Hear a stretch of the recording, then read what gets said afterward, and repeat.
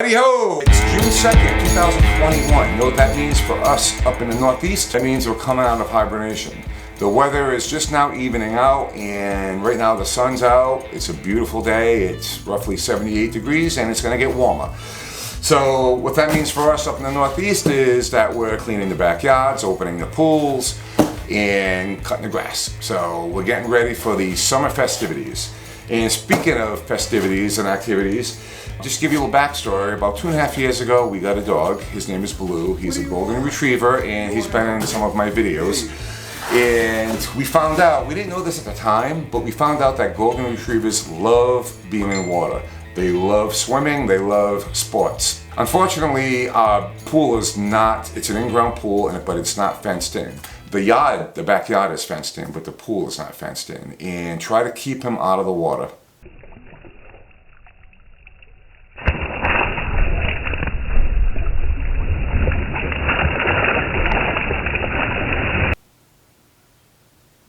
I recognize that he needs to be around people and he likes to relax on the floats while we're in the pool. So he had started popping a lot of the air floats that we had. So what I did was I did some research, and really the only alternative was to buy one of those very expensive foam mattresses. About 2 years ago, I made a raft, Bleus raft, and I made it out of noodles. And it actually really did work, but after about 1.5 seasons, it started to fall apart. From the chemicals in the pool and from being sun-baked, the foam started to develop this rigid, light shell and started flaking off. Wasn't really holding Blue up as well as it should, so last season I had tossed it and had it in my mind that I was going to build him a new one. So that's what I'm doing today. That's today's project. It's going to be version 2 of Blues Float. I'm going to redesign it, make it a little bit more structurally sound, add some rigidity to it, because he is about 30 or 40 pounds heavier now after a year and a half. So I have to keep that in mind. And I also want to design this where it's where the noodles are replaceable. And my other expectation is I want it to be rigid enough to hold him so it doesn't sag in the middle, because he's, again, a little heavier. So that's what we're doing today. Let's do it. The design I want is something that I can maintain and just add to it over time. So if like a few noodles need to be replaced, I can just pull the old ones out and put the new ones in without having to redo the whole float. And I also, for storage purposes, I want to be able to break it down at the end of the season and store it away in the shed. So this is something that can be done really in one day. I mean, by anyone. You don't need power tools or anything, but rest assured, I am going to use woodworking tools on these noodles. It'll be interesting. With those considerations in mind, I think we can come up with something that will work. So let's get to it. All right, let me take you over here. So this is the mat that I used for version 1 of Blues Float. It actually worked out pretty well. I think I'm going to reuse it. This is a new one that I bought, but it's actually a plasticky type material that doesn't absorb water. It actually repels water, and it's lightweight. And the way I did it last time was I had this mat over the noodles, and I basically sewed it into place using Marina rope, which actually worked out very well. All right, so up next in my attempts to add some rigidity to the float is using this PVC piping, which is 3/4 inch thick, and it's fairly lightweight, and it's there's just enough flex in there to give it rigidity but not too rigid, I'm thinking. And I bought some 90-degree elbows and a couple of T's, and the idea is this diameter is accepted by that hole in the noodles. So hopefully that'll work. That's the idea anyway. That's my kind of take on how to add a little bit more rigidity to it, but yet keep it lightweight. Let's see how it works out. I had an idea of using, the PVC cement to attach some of the elbows, but do I really want to do that? What if I need to take those apart someday? I don't know. They're just thoughts. Oh, and also, by the way, don't kid yourself, people have used Blue's float. Yes, I made it for Blue. People quickly realized, oh, let me go on it. So I have to keep that in mind as well. Now, you know, visitors, company may want to use Blue's float. We'll take some quick measurements in case you're wondering. So the mat itself is roughly 65 inches long by 36 inches by 3 feet wide. So these are the dimensions I'm working with. The last one I made, I had the ends overlap and then I stitched it in place like that. So I think I'm gonna do that on this one as well because it worked out. The last thing I want in the pool, for safety reasons, I don't want any sharp edges or any hard plastic edges exposed. So I have to keep that in mind. The noodle itself is your standard size noodle. I think it's 54.5 inches long, and the diameter is roughly like 3 inches in diameter. And like I said, the hole is slightly smaller than 3/4 of an inch, and the PVC pipe is 3/4 of an inch in diameter, and it gives it a nice tight insertion. So yeah, that adds just enough rigidity. That's without PVC, and this is with PVC. So there's just enough rigidity in there, still maintaining a lighter weight characteristic to it. So I think it'll be good. Okay, so I did some quick measuring, and with the given length of my mat that I have, like I said, it's roughly 65, I think I said inches, 64 inches. And the fact that I do want the ends to be protected and I want to be able to wrap the mat around the end, I made my measurements and I need to cut these down to 49 inches. And that's also taken into account the 1/2 inch that I lose when I put the T's in. So I subtracted a total of 1 inch from my overall measurement.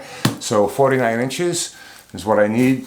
And what I'm going to use to cut the PVC pipe is, well, you can use a traditional hack saw, which I'm not going to use, or I'm just going to go this route. I have a traditional pipe cutter. I'll just use this guy.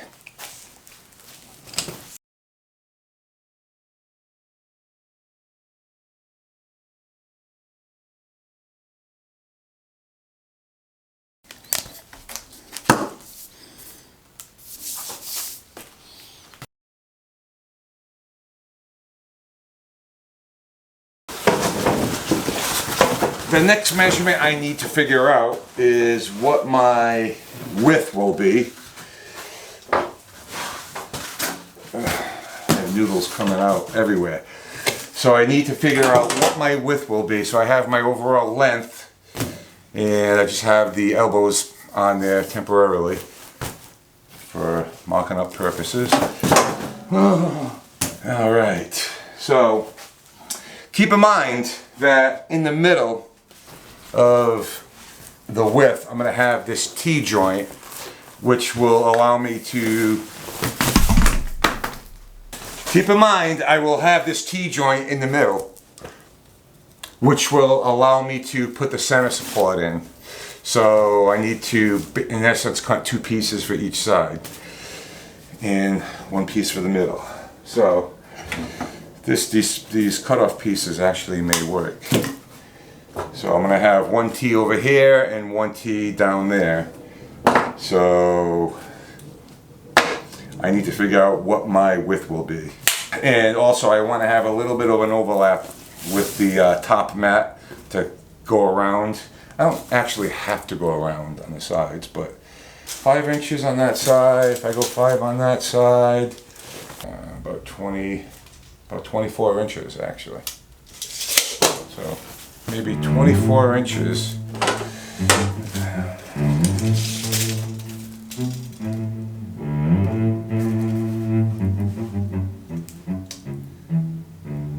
Six. That is about 3.5 inches. About 3.5 inches. That'll give me roughly about 26. All right, I'm going 26 inches, which with the added diameter, the added width of the noodles will be a few inches wider. So 26 inches of the frame. 12 inch plus a ½ inch of the inside of the T, plus the other ½ inch of the other side of the T. Oh, wait a minute, plus the ½ inch there, plus the ½ inch there. Oh my God, I gotta do math. Saved by the phone. Okay, so getting back to this math. ½ inch, ½ inch, ½ inch, ½ inch is, in my calculations, 2 inches. 2 inches subtracted from the overall width, which is 26, which makes I need 24, which means I need 12-inch pieces. Bam!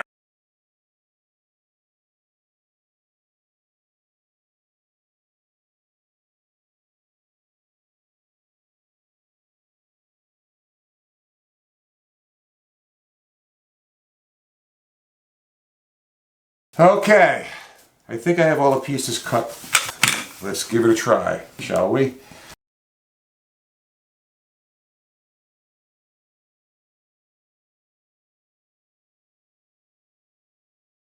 So there you have it, a basic frame.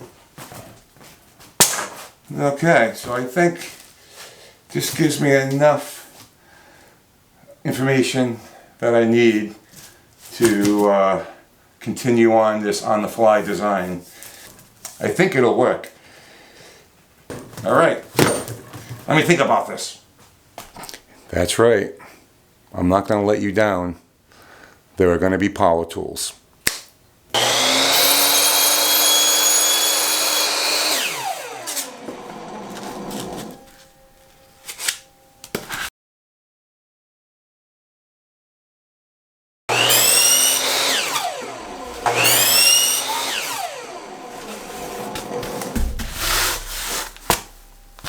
All right, let's see here. So I think I am going to have to put some sort of glue on these joints because without having glue, there's a lot of areas to rack, just like that. So I am going to have to use some sort of glue, unfortunately, I think. And oh, by the way, you don't need any power tools to cut these foam noodles. You can use a number of different methods. You can use a razor blade, even a pair of scissors, but I think they have to be nice and sharp scissors because this foam is very dense and would take a little bit of effort with some scissors, but you can use even a hacksaw. You can use a hacksaw to cut these. And it is somewhat of a tight fit, which is good. But it's one of those things where once you get them all the way in, there's really no taking them off.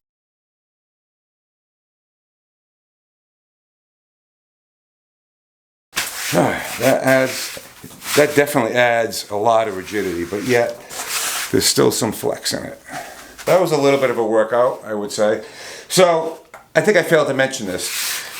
I measured the length of the noodle to extend a little bit past the sides, either end of the frame. That way I have some protection on these sharp edges right there because I don't want anyone getting hurt or my dog getting hurt or potentially cutting the liner of the pool. So I went a little longer with the noodle and I just used a little cut off PVC to put it inside and just to drive it home a little bit to get it recessed just enough. I used a little utility knife and I made a little slit approximately 2.5 inches long, and this stuff is relatively easy to cut. So the idea here is to have this little relief cut, that way I can get this angle piece to insert into there and just enough. There we go. And that'll give me just enough protection of that sharp edge.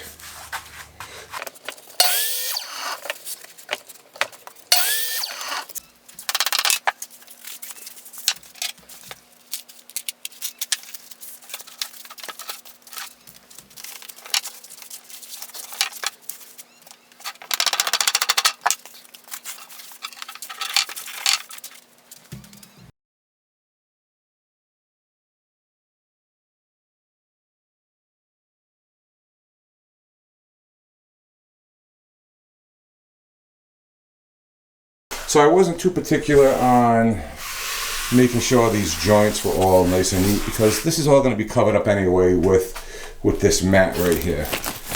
So, all right, I'm happy with this. I just need to figure out if I'm going to glue this PVC together or not. All right, day number 2. I called it quits yesterday, and it's a beautiful, lovely morning up here in the Northeast. It's approximately 10 o'clock in the morning, and it's already 78 degrees. Expected highs today of 85 with low humidity. So it's the perfect pool day, so I need to get this done. And I broke some of the components down, as you can see, and let me turn you around to show you what I'm doing next. Alright, so I have everything broken down, and I just have to take the little fittings off.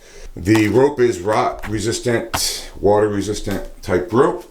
So I opted, like I said, to just use the PVC cement.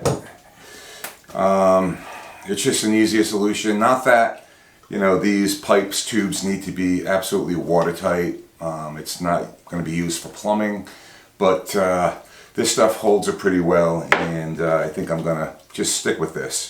It'll be easier. And this is just regular PVC Rain or Shine medium blue cement, and this is a purple primer. So I haven't opened these in a while, so these can be a little bit of a pain. And this stuff is very, very smelly, and you don't want to get this on your skin either, so you gotta be very careful. Alright, now the trick is to get all these pieces glued together without getting glue on the foam. That's going to be the tricky part. You don't have to really apply a lot on these joints, because again, you know, it's not like you're putting together PVC piping for your kitchen sink. It's just to hold it together, really. So I think a little bit will go a long way in this type of application. So, all right, let me just figure out the order of operations here. Probably I want to get these first, because there are multiple little joints and fittings on this. So hang with me. Here we go.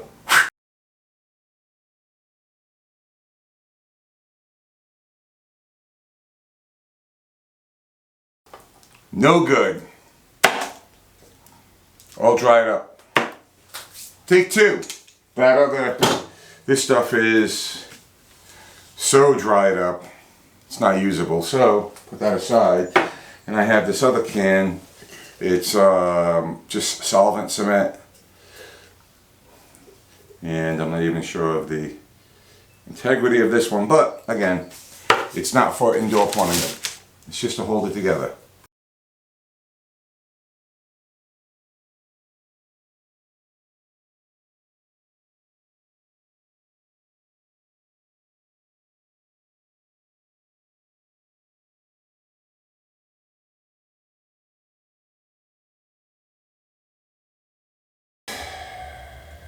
You see what I just did here? I glued it together without the noodle. It happens.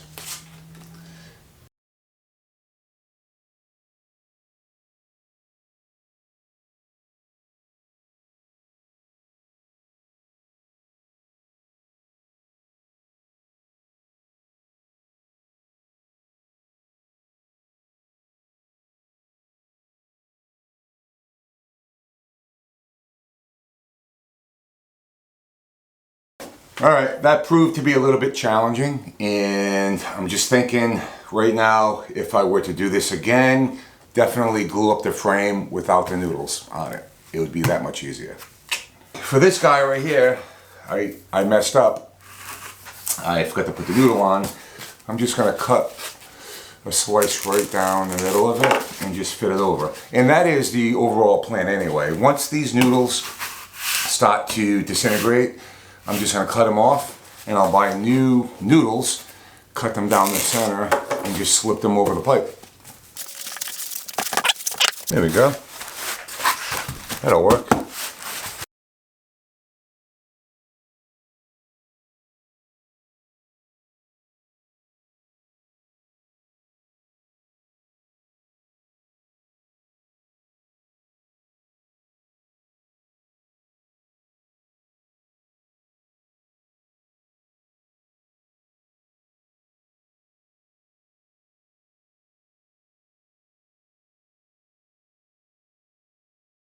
So the idea of having these noodles loose in the middle gives it a little bit of movement, I'm thinking, so it's not so rigid. And I think it's, you know, this is an easy solution to replace the noodles in the future. So all I'm going to do very simply is I looped it on this end, and I'm just going to tie it in knots on this end. And again, this will all be covered with the mat, so you won't be able to see it.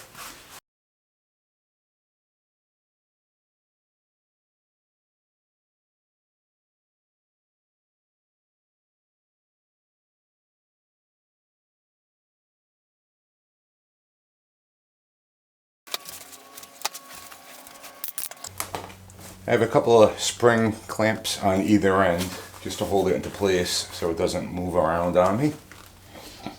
And I have this rope threaded through this needle. It's going to be a little tough. Trial and error. Let's see how this works.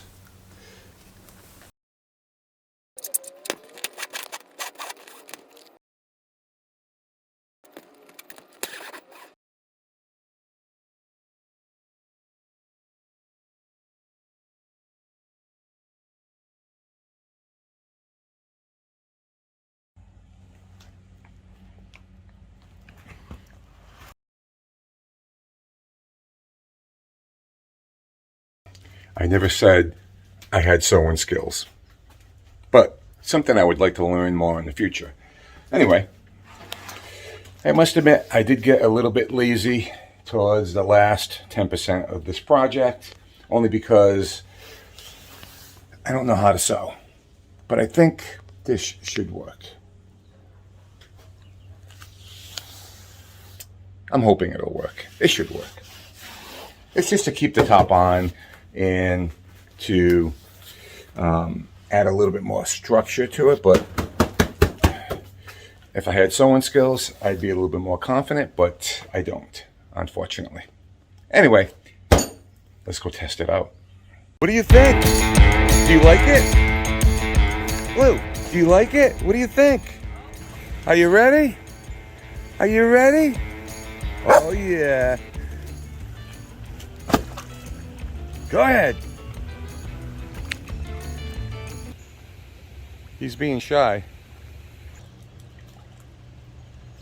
How do you like it, Blue? Do you like it? Oh yeah.